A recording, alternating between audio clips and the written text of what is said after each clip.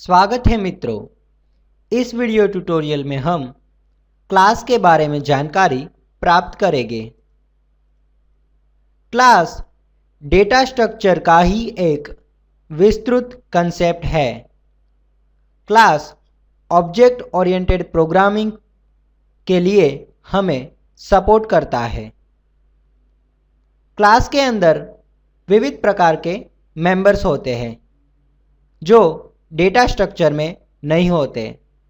Data structure में सिर्फ हम डेटा मेंबर ही डिक्लेयर कर सकते हैं, बल्कि क्लास के अंदर हम फंक्शन मेंबर और डेटा मेंबर दोनों डिक्लेयर कर सकते हैं।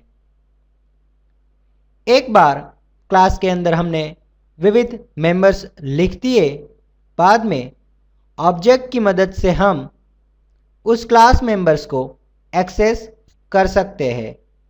यानी क्लास एक तरह का टाइप है और ऑब्जेक्ट उसका वेरिएबल। चलिए अब देखते हैं कि क्लास को कैसे बनाया जाए, मतलब क्लास की सिंटैक्स क्या है। सबसे पहले क्लास कीवर्ड का उपयोग करें।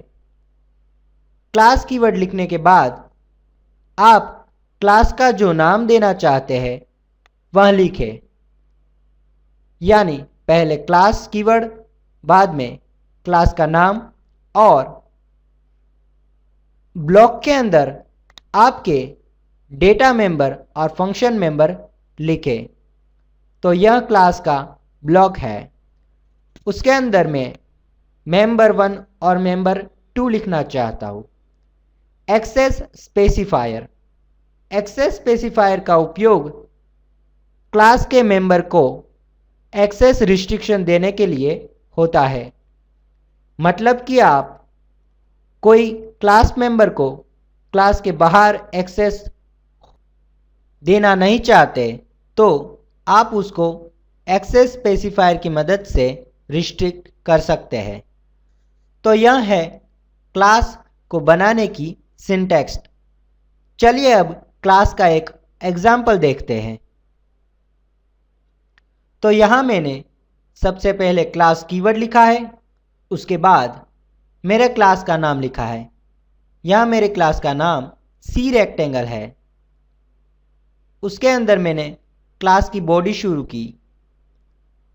दो प्राइवेट टाइप के इंटीजर वेरिएबल मैंने क्लास में डिक्लेयर किए हुए हैं।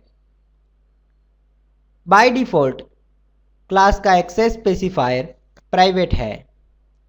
अब मैं दो फंक्शन डिक्लेयर कर रहा हूँ, एक सेट वैल्यू और दूसरा एरिया। आप अपने फंक्शन की सिग्नेचर अपनी ज़रूरियात के मुताबिक सेट कर सकते हैं। मेरा यह फंक्शन 2 पैरामीटर एक्सेप्ट करता है और कुछ भी रिटर्न नहीं करता। यह फंक्शन इंटीजर वैल्यू रिटर्न करता है और कोई पैरामीटर एक्सेप्ट नहीं करता।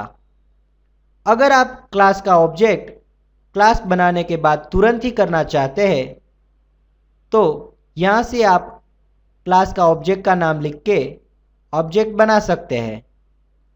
तो यह है C++ में क्लास। अगले वीडियो ट्यूटोरियल में हम क्लास का प्रोग्राम समझेंगे। धन्यवाद।